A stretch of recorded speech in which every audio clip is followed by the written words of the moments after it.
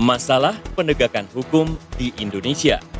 Sistem peradilan dan penegakan hukum yang berfungsi baik merupakan faktor sangat penting dalam memelihara ketertiban sosial dan menjamin kepastian hukum.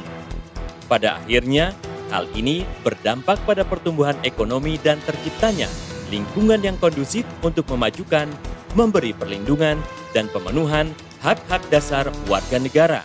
Namun begitu, upaya perbaikan masih menjadi tantangan besar.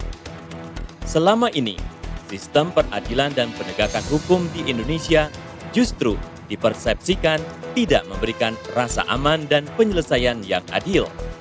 Bahkan, masyarakat menganggap penegakan hukum berjalan lambat, berbelit-belit, dan sulit untuk diakses. Dalam laporan Bank Dunia antara 2004 hingga 2008, reformasi di bidang hukum dan keadilan di Indonesia juga dinilai berjalan lamban serta tidak memberikan jaminan pemenuhan hak dan keadilan bagi masyarakat. Penegakan hukum yang lemah menyebabkan peningkatan ketidakpastian hukum, terutama bagi kelompok miskin.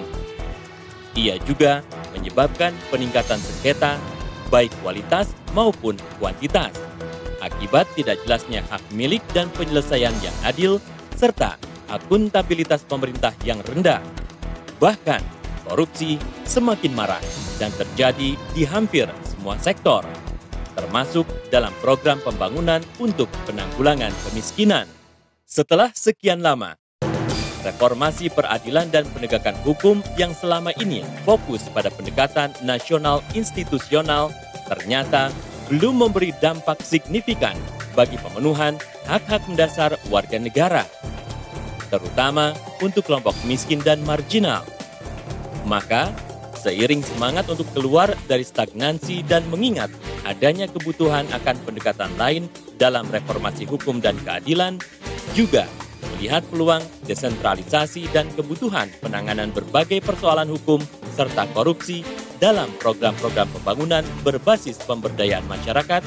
Dalam satu dekade terakhir, mulai dipertimbangkan pendekatan dan upaya reformasi hukum dan peradilan berbasis pemenuhan hak warga. Isu hukum dan keadilan lebih dilihat dari kacamata masyarakat pencari keadilan, tidak semata-mata pada lembaga penyedia layanan hukum dan keadilan. Untuk itulah, Justice for the Poor lahir